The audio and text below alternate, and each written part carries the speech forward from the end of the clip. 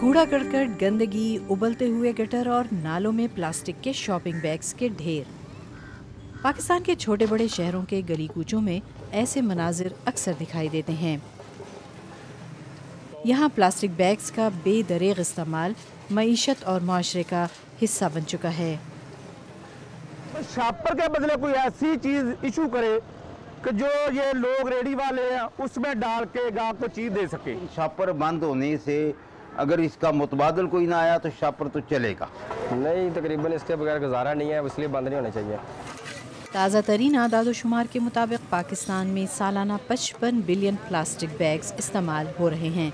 इस तादाद में सालाना 15% का इजाफा भी हो रहा है। पाकिस्तान के बड़े शहरों में प्लास्टिक बैग्स या फिर सिंगल यूज़ प्लास्टिक पर पाबंदी आयद कर दी गई है। इस पाबंदी की खिलाफ वर्जी पर जुर्माना अदा करना पड़ सकता है। लाहौर के दुकानदारों की अक्सरियत इस पाबंदी और प्लास्टिक के मुज़िर असरात से वाकिफ़ नहीं। दुकानदार इस तशवीश में मुब्तला हैं कि इस पाबंदी के इनके कारोबार पर क्या असरात पड़ेंगे। अब हर आदमी घर से बर्तन तो ला ही नहीं सकता ना। दुकान लोग रात को कारोबार से वापस आते हैं, दुकानों से मार्केट से वापस आते हैं, वो जाते हुए दूध लेकर जाते हैं। जो सुबह फर्स्ट टाइम वो जाते हुए दूध पकड़ दही वगैरह पकड़ते हैं, कुछ चीज़ लेते हैं, तो वो शॉपर के बगैर गुजारा चलेगा नहीं बिल्कुल। बाकी सामान तो चल सकता है लेकिन जो दूध है ये शॉपर के बगैर बिल्कुल नामुमकिन है। तो प्लास्टिक के शॉपर्स के ज़्यादा इस्तेमाल की वजह यह भी है कि दुकानदार सौदे के साथ ये बैग्स मुफ्त फराहम करते हैं। अगर इनके लिए कोई इजाफी कीमत अदा करना पड़ी तो शायद आम शहरी प्लास्टिक बैग्स इस्तेमाल करने से गुरेज करेंगे। बाजू का तो ऐसा भी है कि वो कस्टमर लड़ पड़े तो कहते हैं यार आप लेक्चर क्यों दे रहे हैं भाई। मैं फिर कहता हूँ यार हमने दुकानदारी भी तो करनी, हम फिर दे देते हैं शॉपिंग बैग, ले जाइए इस्तेमाल करें। लेकिन समझा देते हैं हम, वो हमारा मकसद पूरा हो जाता है कहने का कि इसको कम से कम यूज़ किया जाए। लाहौर शहर में 50,000 से ज़ायद अफराद रिसाइकलिंग के कारोबार से वाबस्ता हैं और इनफॉर्मल रिसाइकलिंग सेक्टर की मईशत का हजम तकरीबन 1.5 बिलियन रुपए सालाना है। माहिरीन माहौलियात के मुताबिक रिसाइकलिंग के अमल में सिंगल यूज़ प्लास्टिक इस्तेमाल नहीं होता। इसकी बजाय प्लास्टिक की बोतलें, शीशा, सरिया, कागज़ और बायो कूड़ा रिसाइकिल किया जाता है। इस वक्त लाहौर के अंदर मुश्किल ये सामने आती है कि अगर आप घर के अंदर अपने प्लास्टिक को और कागज़ को सेपरेट कर दें, वो ऑफिशियल सिस्टम के अंदर जब लैंडफिल पहुंचेगा वो एक ही चीज़ के अंदर फेंका जा रहा है, तो आपकी रिसाइकलिंग का and product is zero recycling. मगर अगर आप इस इनफॉर्मल सेक्टर को रिकग्नाइज़ करें, इनको देखें, इनको समझें, इनको सपोर्ट दें, तो मैं समझता हूँ काफ़ी रिसाइकलिंग में इजाफा भी हो सकता है। इस वक्त $1.5 बिलियन की इंडस्ट्री है, वो डबल भी हो सकती है। प्लास्टिक बैग्स और सिंगल यूज़ प्लास्टिक माहौलियाती आलूदगी के अहम असबाब हैं और प्लास्टिक की इन थैलियों की उम्र कई 100 बरस बताई जाती है। हर साल जब बारिशों का सिलसिला शुरू होता है, यही पॉलीथीन बैग्स गटर्स और नालियों में फंसकर निकासी आब के निज़ाम को तबाह कर देते हैं। पाकिस्तान में प्लास्टिक बैग के बेदरीग इस्तेमाल और वेस्ट मैनेजमेंट के हवाले से हमें कराची से ज्वाइन कर रहे हैं अहमद शब्बर। आप माहौल दोस्त तवानाई के फरोग के साथ साथ रिसाइकलिंग और वेस्ट मैनेजमेंट के हवाले से शहरियों को आगाही फराम करने वाली गार्बेज के नामी कंपनी के बानी हैं और माहौलियाती तहफ़्फ़ुज़ के माहिर भी। अहमद शब्बर साहब, प्रोग्राम सवाल में खुशामदीद। आप हमें ये बताएं कि पाकिस्तान के बड़े शहरों में प्लास्टिक थैलों के इस्तेमाल पर पाबंदी आयद हो चुकी है। क्या आप समझते हैं कि इस्लामाबाद, लाहौर और कराची जैसे बड़े शहरों की आवाम इस पाबंदी पर अमल करने के लिए ज़हनी तौर पर तैयार है?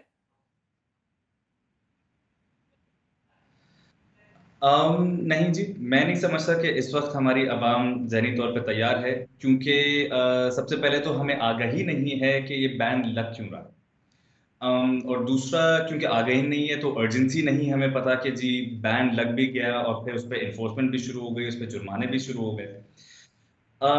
और फिर ऑफ कोर्स अल्टरनेट्स भी प्रोवाइड नहीं किए गए सही तरह से। तो सबसे पहले मेरे हिसाब से हुकूमत को चाहिए कि एक अवेयरनेस कैंपेन स्टार्ट करें, एक आगाही दें लोगों को कि क्या-क्या ख़तरे हैं, क्या-क्या मसले हैं। एक अर्जेंसी जो है तैयार करें और फिर साथ में फिर बैन लगाएं और फिर उसमें एनफोर्समेंट भी करें। उसके बाद होपफुली लोग जो है अल्टरनेट्स के साथ-साथ जो है ज़हनी तौर पर तैयार होंगे और इस बैन पे अमल करेंगे।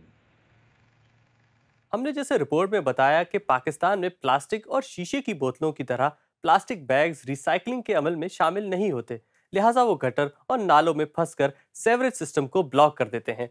तो सवाल यह है कि कचरे के ढेर और जेर जमीन मौजूद लाखों प्लास्टिक बैग्स को किस तरह साफ किया जा सकता है?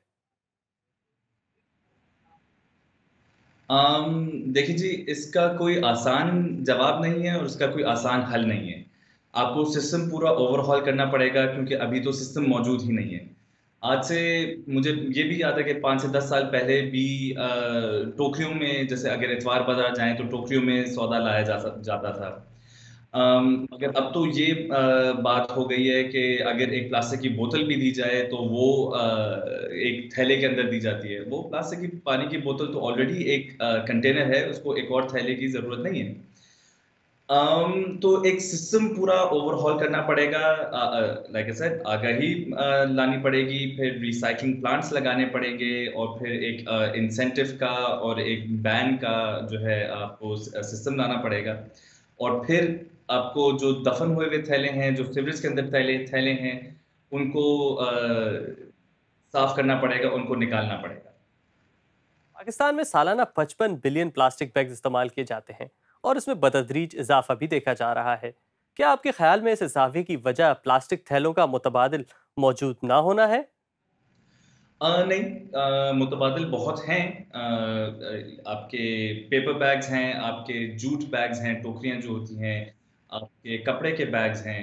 अब तो बायोडिग्रेडेबल बैग भी बहुत आ गए हैं।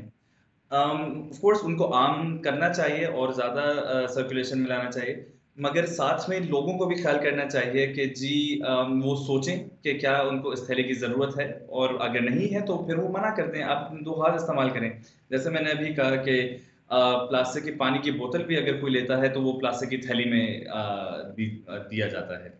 उस थैली की ज़रूरत नहीं है, आप मना कर दें कि जी ये थैली मुझे नहीं चाहिए और आप ये अपने हाथों में लेके चले जाएँ, आपको अल्टरनेट की भी ज़रूरत नहीं है उसके लिए। तो इसमें बहुत इश्यूज़ हैं, आगाही की सबसे पहले मेरे ख़्याल से ज़रूरत है, और मुतबादिल को आम करना ऑफ़ कोर्स ज़रूरी है। अहमद, मुतअद्दिद ममालिक में ये सिस्टम आम है कि प्लास्टिक की बोतलों के लिए डिपॉजिट जमा करवाया जाता है ताकि इन बोतलों को रिसाइकलिंग सिस्टम में दोबारा लाया जाए, और सार्फिन को प्लास्टिक बैग्स की इजाफी कीमत भी अदा करनी पड़ती है। क्या आप समझते हैं कि इस नौयत के इकदाम पाकिस्तान में भी कारामद साबित हो सकते हैं?